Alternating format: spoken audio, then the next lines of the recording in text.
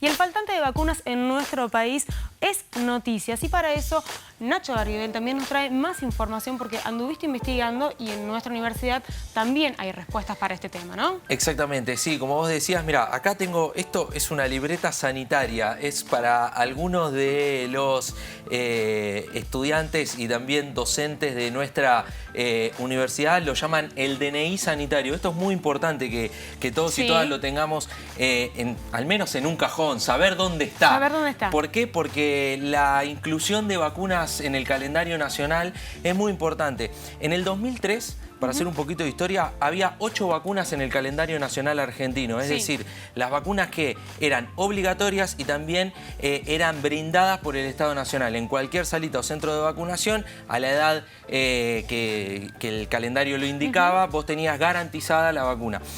Con el paso de los años, y hasta el año 2015 se incluyeron más de 10 vacunas en este calendario nacional de vacunación. Es decir, que se amplió la protección que brinda el Estado Nacional, llegando a 18 vacunas, más 2 vacunas más que están garantizadas en caso de riesgo. Por ejemplo, la de la fiebre amarilla. Sí, que uno no se tiene que vacunar siempre de fiebre amarilla, pero en caso que haya un brote... Suelen decir cuando o hay un brote o si uno viaja también al exterior, a ciertos lugares, lo recomiendan. A ver, estas vacunas están garantizadas o deberían estar garantizadas, pero no es lo que últimamente está pasando, porque hubo faltantes y bastante graves. Exactamente.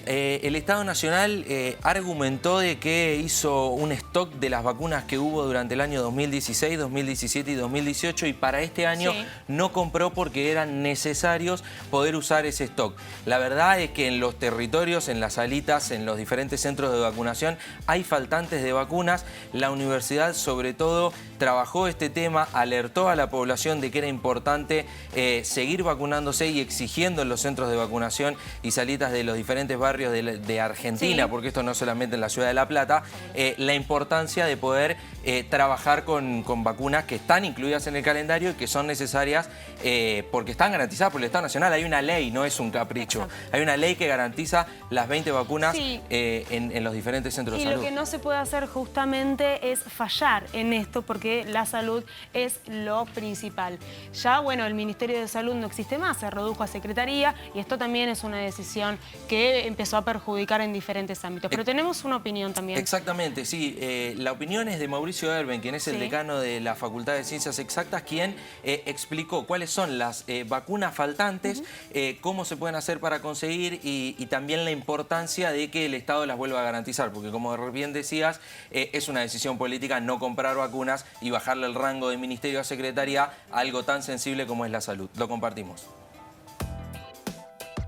Las faltantes, como se sabe, son básicamente 2 grupos. La Menveo, que es la vacuna contra meningitis, y las de hepatitis B y C, que es la que por ahí salió más a la luz por el tema de que la Secretaría de Salud reconoció que se compraron la mitad de dosis que se venía comprando normalmente, con la excusa o con la justificación de que se están utilizando en stock. Lo vemos con mucha preocupación porque, bueno, frente a esta realidad donde también, ya lo hemos hablado en alguna otra oportunidad, el tema de los grupos antivacunas y que el Estado se corra o no facilite, para decirlo de una manera, el acceso a la vacuna es realmente problemático, ¿no?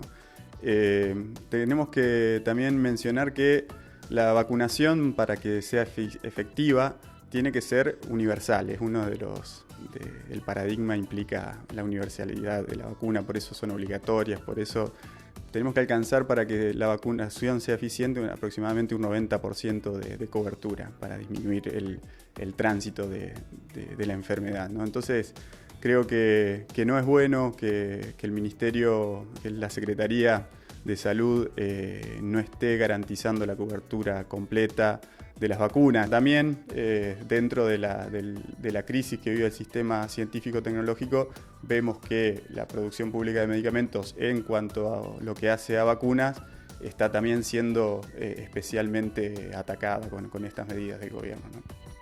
Bueno, ahí los veíamos a Mauricio Erben, decano de la Facultad de Ciencias Exactas, una facultad que tiene muchos laboratorios, muchos centros de investigación, que sigue apostando diariamente a la ciencia, que tiene una unidad de producción de medicamentos también. Y bueno, lo que remarcaba esto que estamos diciendo, ¿no? La importancia de que estén y que se puedan cumplir todas las dosis de las vacunas del calendario obligatorio. Exactamente, sobre todo porque los investigadores e investigadoras, que muchos forman parte de esta casa de estudios, tardan mucho en poder generar y lograr las vacunas para que todos y todas estemos con las dosis aplicadas. Si te parece, compartimos una información de cuáles son las 18 vacunas, en realidad 20, que están puestas en el calendario nacional.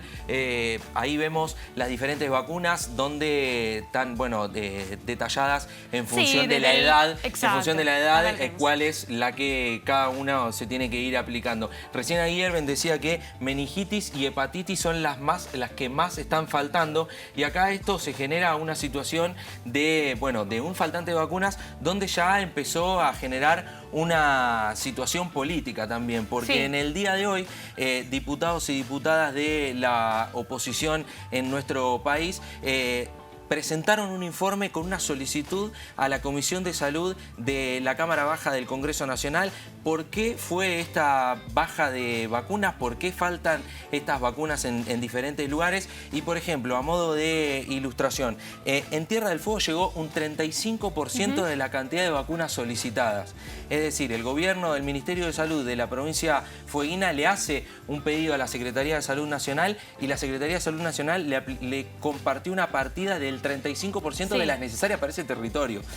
Por ejemplo, otro ejemplo, en la provincia de San Luis llegó un 26% nada más. Es decir, que el gobierno provincial en este caso eligió comprar las vacunas para llegar al 100%, porque es una obligación del Estado poder tener a toda su población vacunada. Así que es importante que estemos alertas sobre esto y que lleguen las vacunas. No, lógicamente. Y para cerrar, también hay algo que estamos escuchando, que son los movimientos antivacunas.